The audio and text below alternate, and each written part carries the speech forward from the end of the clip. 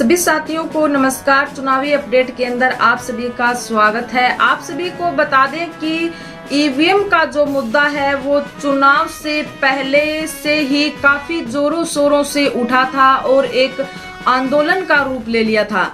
अलग अलग क्षेत्र से अलग अलग जगह पर ईवीएम के विरोध में बातें आनी शुरू हो गई थी। वहीं सुप्रीम कोर्ट के वकील तक धरातल पर आकर सड़कों पर आकर प्रदर्शन कर रहे थे और ईवीएम के खिलाफ खुलकर बोल रहे थे और बैलेट पेपर से चुनाव कराने की मांग कर रहे थे।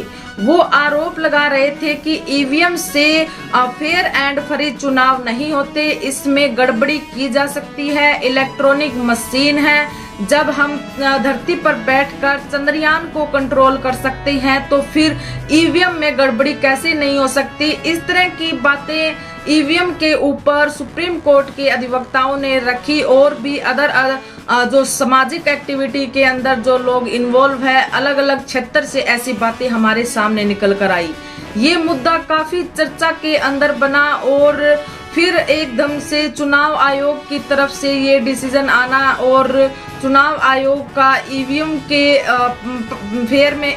के फेवर में अपनी बातें रखना और सुप्रीम कोर्ट का डिसीजन आना और ईवीएम से ही चुनाव करवाने की बात करना, और ये सभी चीजें काफी दिनों से चलती आ रही है और ईवीएम का विरोध किया जा रहा है। कोर्ट के अधिवक्ताओं का इतना तक कहना था कि आप ईवीएम मशीनें हमारे पास लेकर आए, हम बताते हैं कि इनके अंदर गड़बड़ी कैसे होती है और कैसे की जाती है। इसी के साथ उन्होंने बैलेट पेपर की मांग की और 100% पर्चियों के मिलान की भी, वीवीपैट की पर्चियों की मिलान की भी बातें इस तरह की कहीं ना कहीं उन्हें लगता है और देश की जो जनता है जो ईवीएम के विरोध में बोल रही है और जगह जगह पर ईवीएम को तोड़ा भी जाता है और कहीं कहीं चोरी जैसी घटनाएं भी हमारे सामने आती है। तो इन चीजों को देखकर जनता के अंदर जो आक्रोश है, उसी बात को जो सुप्रीम कोर्ट के अधिवक्ता बोल रहे थे वही बात आज सही साबित होती है। और आज के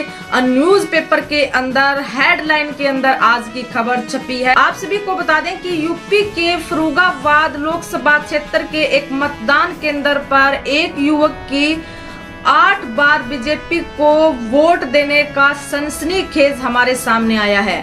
आप सभी को बता दें कि 13 मई को जब वोटिंग हुई थी तो वहां पर एक युवक ने बीजेपी पार्टी को 8 बार वोट किया और उसकी वीडियो बनाई और रविवार को वीडियो तेजी से वायरल हुई। इस पर सपा पार्टी के राष्ट्रीय अध्यक्ष अखिलेश यादव जी अपने ट्विटर के माध्यम से ट्वीट करते हुए लिखते हैं कि इस तरह की घटना देखने के बाद क्या आपको लगता है कि ये चुनाव निष्पक्ष हो रहे हैं। इसी पर रीट्वीट करते हुए कांग्रेस पार्टी के नेता राहुल गांधी जी लिखते हैं कि भाजपा सरकार सरकारी तंत्र को खत्म कर लोकतंत्र को लूटना चाहती है। सरकारी अधिकारियों से मेरी ये अपेक्षा है कि वो संवैधानिक दायरे के अंदर रहकर अपनी जिम्मेवारियां पूरी करें। इसी के साथ जो चुनाव आयोग है उन्होंने ये बताया कि जो युवक है उसकी पहचान कर ली गई है और उस पर एफआईआर दर्ज करवा दी गई है। वहीं विपक्ष की ओर से और जनता की तरफ से दोबारा वोटिंग करवाने की मांग की जा रही है। इन सभी बातों को देखकर आप सभी को क्या लगता है कि ईवीएम से निष्पक्ष चुनाव होना असंभव है? क्या फ्री एंड फेयर चुनाव होना असंभव है? जो बातें हमारे कोर्ट चुनाव आयोग जो देता आया है कि ईवीएम में किसी प्रकार की कोई गड़बड़ी नहीं है, 100% ईवीएम के अंदर वोट हमारा सुरक्षित रहता है, तो फिर इस तरह की घटनाएं आना ये अपने आप में हमें एक संदेह की कैटेगरी में खड़ा करती है और हमें विवश करती है, मजबूर करती है कि ऐसी घटनाएं जब हमारे सामने आती है तो क्या हमारा वोट सुरक्षित है? क्या हम जिस पार्टी को वोट दे रहे हैं उस पार्टी को जाता है? इस तरह की घटनाएं और भी पिछले जब तीसरे चौथे चरण के जब चुनाव हो रहे थे तो उत्तर प्रदेश से हमारे बीच में आई थी और लोग सोशल मीडिया पर आकर इस बात का दावा कर रहे थे कि वोट डालते किसी पार्टी को हैं और जाते किसी पार्टी को हैं।